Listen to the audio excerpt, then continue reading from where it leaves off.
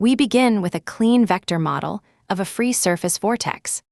On the free surface, Ri is the radius from the vortex axis to the chosen particle, and Vi is its tangential speed. Lower down, R and V mean the same two quantities. Bernoulli's equation is used here in its energy per volume form.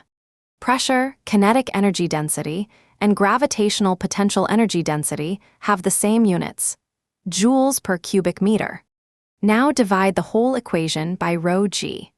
Only after this division do the terms become lengths, also called heads. In that head form, isolate Z. On the free surface, the pressure is the same atmospheric pressure, so the pressure head is a constant. At the calm eye of the vortex, the idealized rotational speed is 0. There the depth reaches its maximum, so Z becomes h.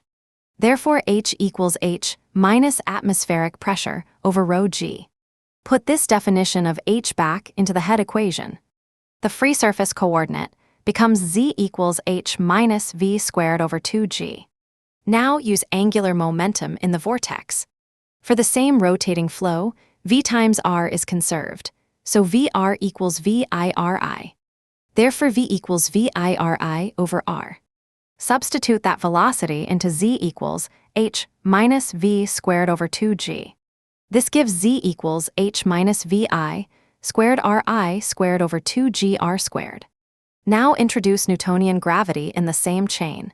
G equals mg over r squared. So gr squared equals mg. The denominator 2gr squared becomes 2mg. Therefore z equals h minus vi squared ri squared over 2mg.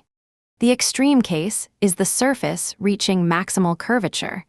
The dynamic drop consumes the whole available depth. So set z equal to 0. Then h equals vi squared ri squared over 2mg.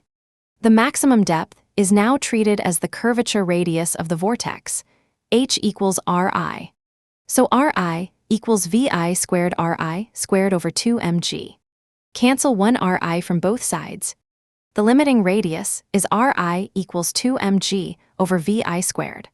Now impose the maximum possible velocity scale, vi equals c, and identify the limiting radius as the Schwarzschild-radius, ri equals rs.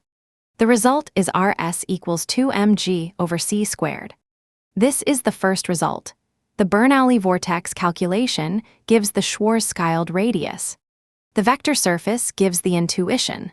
A rotating flow creates a geometric well and a central boundary. So this is what the calculation gives, the horizon radius scale. When the limiting speed is the speed of light, that horizon radius is exactly rs equals 2mg over c squared. Now place the two pictures side by side. In the cyclone, fast rotating flow surrounds a quiet eye. The center is calm because the motion has organized around it. Now make the delay visible. An outer signal takes a short path out. A signal near the quiet eye wins around many times before it reaches the outside. Near that boundary, a local clock still ticks. Nothing local says stop. On the black hole side, each tick can be known far away only when its light pulse arrives. The first pulse arrives soon. Later pulses arrive with larger gaps and a redder color, so the boundary looks frozen. The final image is simple. Violent flow outside, a quiet center inside, and distant time frozen at the horizon.